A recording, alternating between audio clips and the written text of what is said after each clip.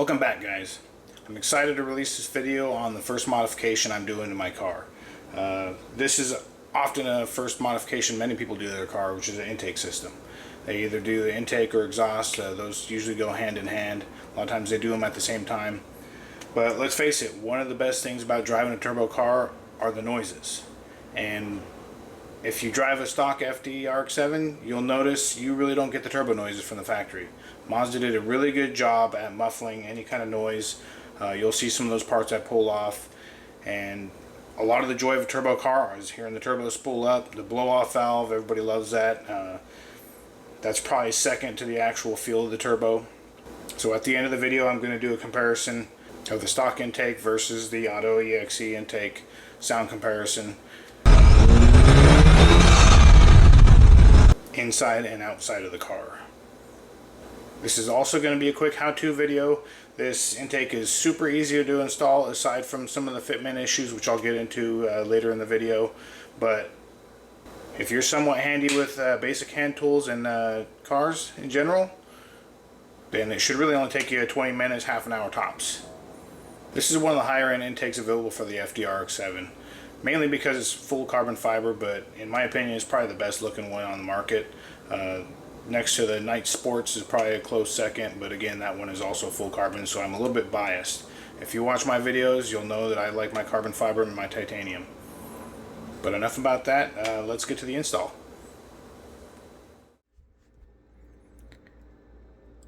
So here's everything the kit comes with. You got your instructions, here's your hardware. Note, one spacer's taller than the next. 4 washers, same thing with the bolt. One bolt is a little bit longer than the other one. I'll show you why here in a little bit. A couple hose clamps, hose, and a hose adapter. Allen wrench. This is going to be the adapter that you hook all your hoses to, and then that goes in the back of the intake here. As you can see, it's really high quality carbon fiber. One of the reasons why I like it so much. Air filters in there. It is a K&N, as you see right there. If you're not familiar with the FD RX7 intakes, this is what it looks like. You get your factory intake box here.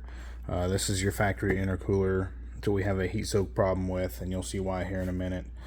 This here is not just like a plastic guard. I already unbolted it, as you can see. This is actually a plenum. So what this does is it takes air from the intercooler duct here and allows the air box to pull in fresh air from the front of the car. You can see here, this actually goes this way. That fits right over here. It's got a little rubber seal, and that's what passes through. So this is just a plenum. This is like a little muffler unit on the plenum to cut down on the sounds and whatnot. Factory usually don't like to have a lot of intake noise on their cars, so you'll see little apparatuses like this on a lot of factory intakes, depending on what model you have. You can see there's the front of the intercooler there. Opening for the air box really isn't that large, so this is known to be a little bit of a restriction from the factory. You can see down here the duct comes right out in the front, and the RX7s, everything comes in through this tiny little opening in the front. So that's supposed to feed the radiator, the condenser, the intercooler, and the intake. So this is where we're pulling in all our air from. You can see why Mazda decided to use this as a fresh air intake for the intake box. If you look down here, that's the radiator. So that's going to be blowing hot air. And down here, there's really no fresh air intake to pull air from.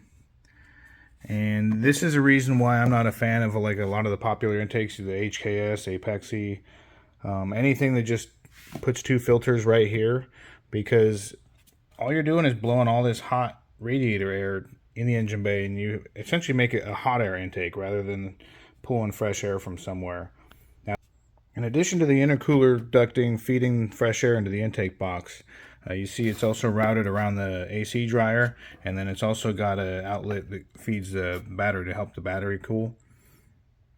That's a feature that you don't typically see in a lot of manufacturers, but Mazda added something extra, I guess, and I think there's probably some need to it.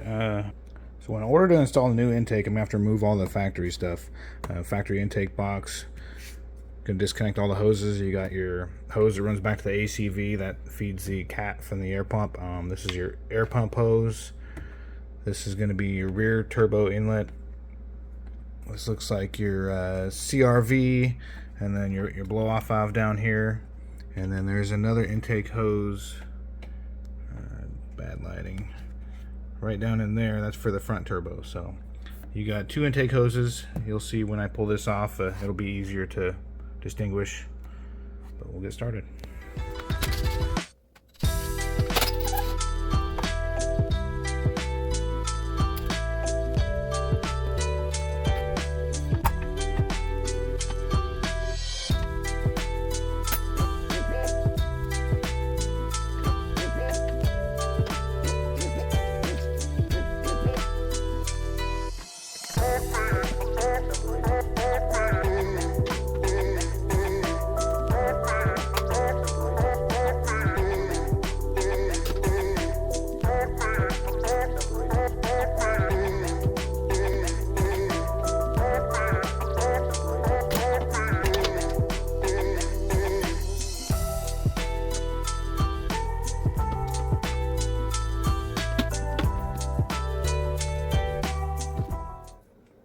So here's an interesting find. I have seen this in the past. I don't know what brand air filter this is.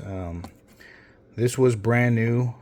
I did pull it out when I first got the car, so this probably has, you know, a couple thousand kilometers on it, because the dealership I bought this from in Japan did replace air filter, and I double checked. I pulled this out before and it was not in this condition. So whatever rubber they use on this filter obviously does not stand up to the heat.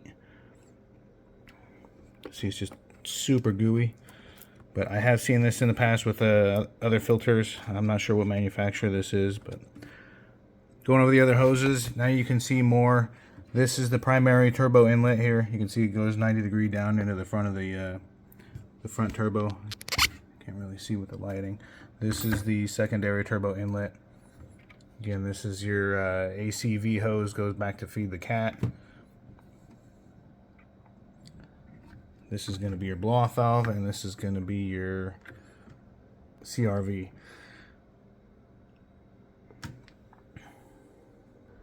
Now that we got the top part of the airbox removed, we can work on the bottom. Definitely not a Mazda filter. So I've never seen an actual Mazda one do this. I don't know what aftermarket company it was. I found one symbol on it. They obviously can't withstand the heat these things generate. They might have been alright in a standard vehicle, but these engine bays get really hot.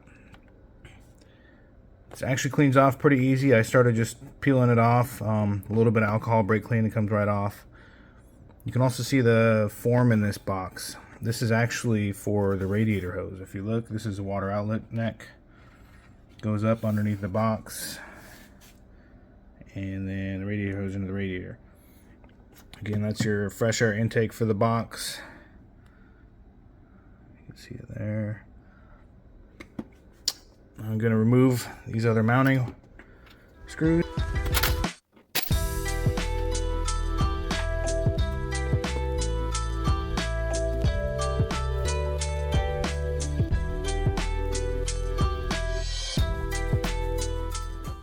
Here's what it looks like when you get the intake box completely taken out. And here's where I'd like to point out why I'm not a fan of the standard intakes. Yeah, they look cool. You got your filters here, you know, the HKS, Apex, all those. Sometimes they come with nice pipes coming off here, and you get to see everything, right? But it's also why I call it a hot air intake, because if you look here, you got the radiator fans. You have no cool air feeding these filters, right? So if you have your cone filter here, you're just getting hot air. You can also see why these things are so susceptible to heat soak. You saw how hot the air filter got. It was hot enough to melt the cheap rubber that came with it, dripping everywhere. This thing's right next to that. So as you saw, it does get extremely hot in here. If you're sitting there in traffic, you're not getting any airflow over this intercooler, not cooling it down.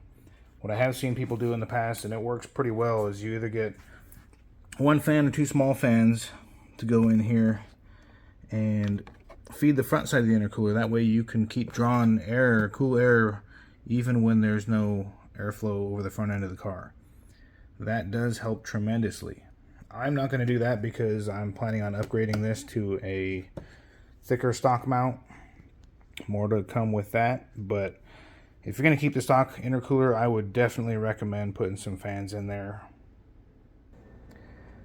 I feel the only thing missing from this kit is a little cover for here, and the newer model RX7s also have an opening right here. It does mention it in the instructions that it's best off to cover those, but I think it's kind of missing that they don't include that with the kit. I mean, they state it would be more efficient if you block those off, which they're right, because air coming in the intercooler, if this is wide open, then air is going to come right out here rather than going through your intercooler. So I got some of this carbon fiber sheet here. I've had a roll of this for years. I'm going to cut off a piece and probably double-sided tape it for right now and see if it'll hold, just because I don't feel like gluing something permanent on here onto the duct. I'm going to see if the double-sided tape will hold. I don't know how close the intake comes to this yet. I'll find that out as well. I do have some carbon fiber sheeting that's hard resin. I can cut a plate and put it here, but I just didn't want it to be too tall and then rub the bottom of my intake and possibly rub a hole in the bottom of it. So I'm using something as thin as possible, which is, like I said, this is just a single sheet of carbon fiber that's almost like it's been laminated. That's really what it feels like, just laminated carbon fiber. So it's good for projects like this. It's super bendy. I've seen people just use like duct tape or something. I don't want to get that ghetto. I figure this is, you're not going to see it anyway, but I'll see if this holds up. But either way, I want to block that off, make sure the air does go through the intercoolers. That's pretty important.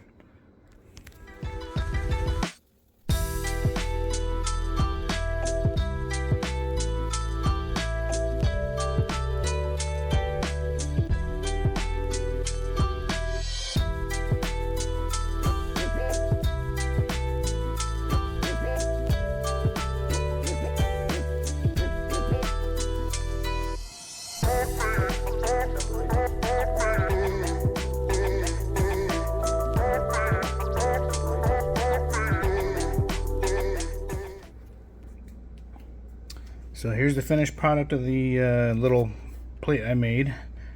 It's pretty solid. I used nice 3M tape that's really sticky, so hopefully it'll hold up. We'll see how it does with the heat. It should be the cooler part of the car. But I said it's not a permanent solution. I didn't want to super glue anything and, you know, destroy this intake box. These things are getting harder to find. Eventually I'm going to be upgrading the intercooler, and it's going to come with a new duct and everything, so this is just going to be temporary until I do that. But this turned out pretty good.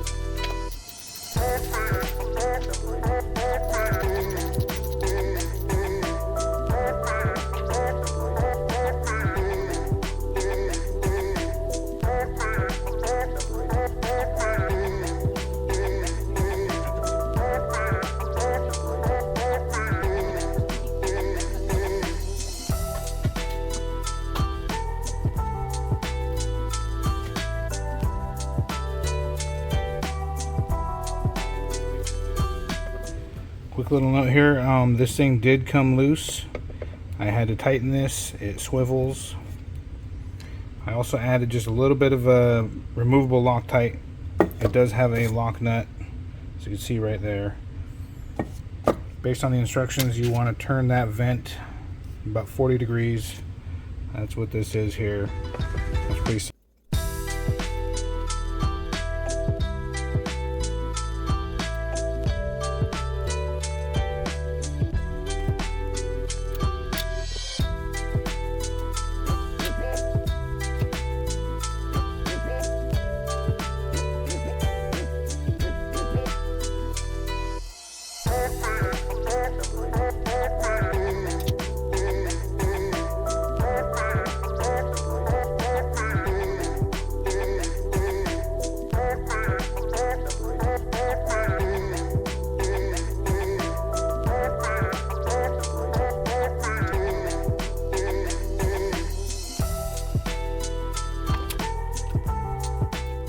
Okay, we got the AutoEXE adapter plate mostly installed. Fairly simple, everything fits like factory. Here's your factory blow-off valve hose, your charge relief hose. You want to use the factory clamps for these. You have to use the clamps they gave you with these because the factory clamp style would be really hard to work with here, and you'd have to put this on the top, which might hit the hood if you have to use those. You can see the lower intake hose down there would be really hard to get to if you had to use a squeeze style clamp. So definitely use those. Other than that, it was real easy. This adapter hose looks like it's necessary for the air pump pulley clearance. If you look at this angle, this hose would eventually be rubbing right on that pulley if it was the same size. So I believe that's the entire reason for this. This little adapter in here has 3 holes in it, just like here. So I did not put this on yet. This goes from here to here for the air pump intake. So both your intake or both your air pump fittings have 3 holes in it. I believe that's for noise suppression. They don't need to flow that much volume from what I understand, but I believe this is a type of muffler system for the air pump. One thing to note, this thing seems to be pretty high quality, so I'm really impressed. These aren't just cheap little tubes in here. They're almost like little mini velocity stacks. Everything's pretty high quality. This isn't a cheap plastic intake. Everything seems to be up to par. I would hope they would be for the price you pay for these. This is the cone filter that comes with the kit. K&N, good quality. It fits in there.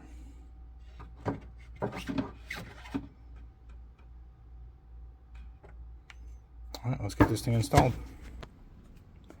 As I noted before, the right spacer is taller than the left one. I believe that's because it sits on top of the fuse box mount there. That's pretty important to keep the angle of this intake correct. One thing to note is you may have seen me back these out at the beginning of the video.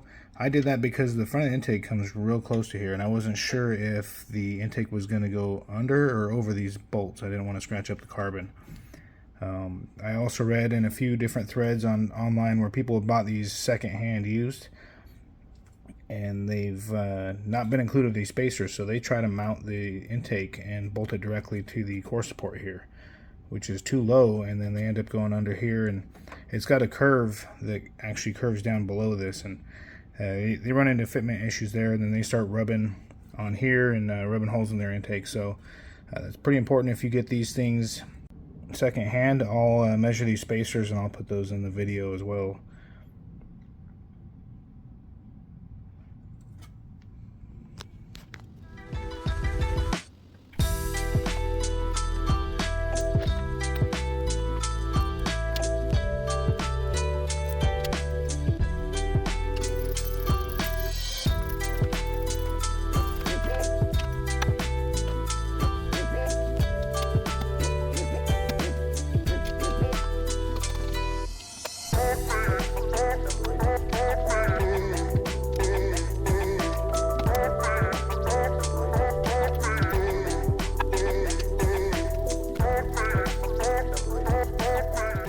Here is the finished product. In my opinion, probably the best looking intake you could get for an FD that's also functional. Here's what I mentioned about the latch bolts. You can see the threads actually go right underneath the intake due to the spacers. So like I mentioned before, other people mount these directly to the core support and they run into fitment issues because that turns down and they end up running into issues. There is some clearance in between this and the intercooler. I'd say probably about an inch. That's good. Fitment on this thing's really well. Super easy to install, even if you're not very handy. Simple hand tools, pliers, and a 10mm is all you need. Now let's talk about some of the benefits to this intake. As you can see, this is a fairly large mouth That's plenty of intake for this. When compared to the factory, this little triangle here is all you pull through with the factory air box. So you're easily tripling your volume of air if you could pull that much. This is definitely restricting you there.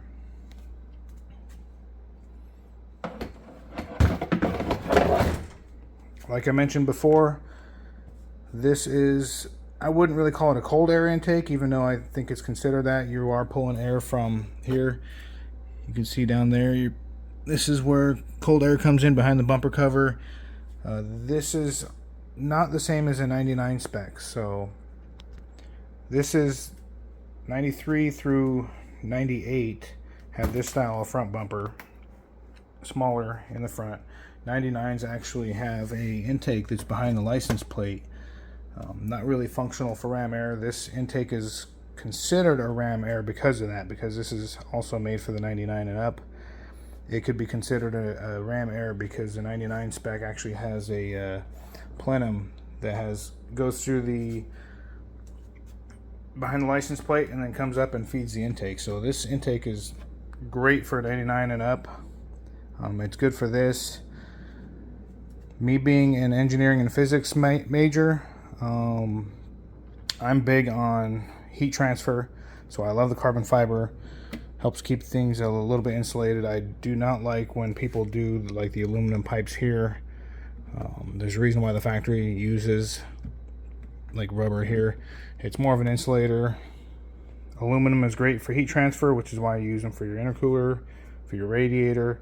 So when people do aluminum intake pipes like this, this area gets really hot, as we see, and then all you're doing is transferring that hot air into your cold intake stream. So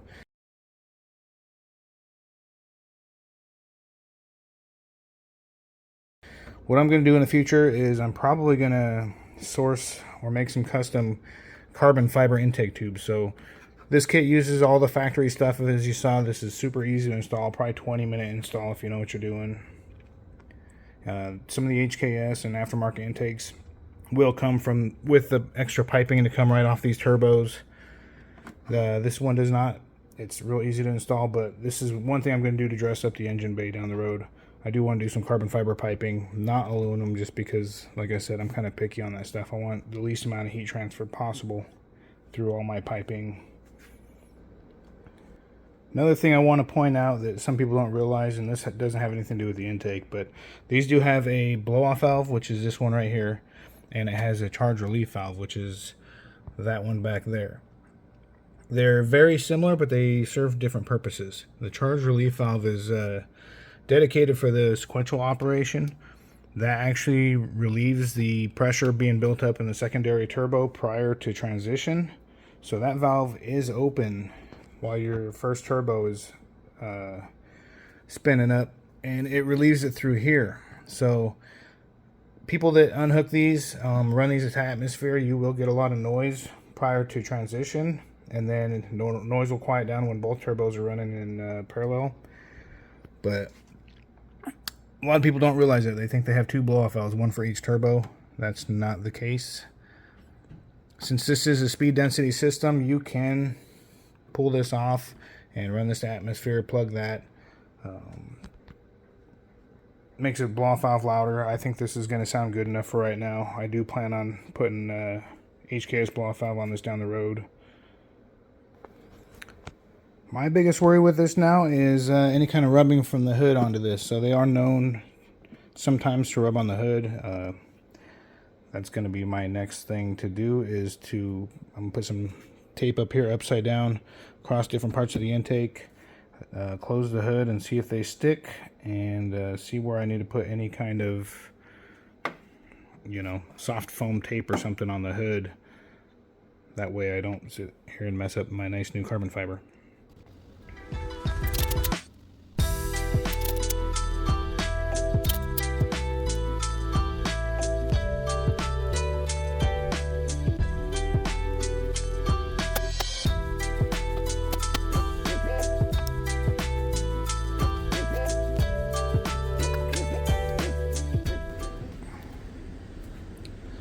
So as you saw from the fitment test, we were going to have some rubbing.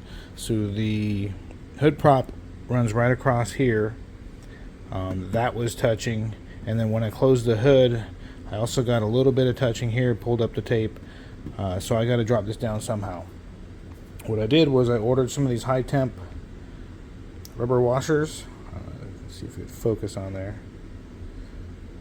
Anyway, it's fairly thin. I ordered some of these washers, and then what I did was I got underneath and I stacked these up until it was just off of this fuse box here and not touching anything else, because I still don't want it to rub anything. So I stacked just enough washers. It took 1 on this side and 3 on this side to get the right height, and then I can also tighten them down and compress them a little bit. So I also chose to put the little rubber washer underneath the steel washer too for this section. It'll help with the vibration dampening. This stuff will crack over time, so I'm hoping this will help combat that. So you do have to mount it below these 2 screws like I saw in threads before, but I'm not gonna tighten it down so tight that others have and have it rub through the box in different spots. So that's my solution to try to get it low enough. I'm gonna get these installed and do another fitment test. Alright, so after mounting that, we got clearance under the hood prop, so you can push down on it, and you have to push down kind of hard to, you can hear it starts hitting it, but it is no longer rubbing. I might wrap this with a little bit of felt tape or something just in case, because you know the engine might move.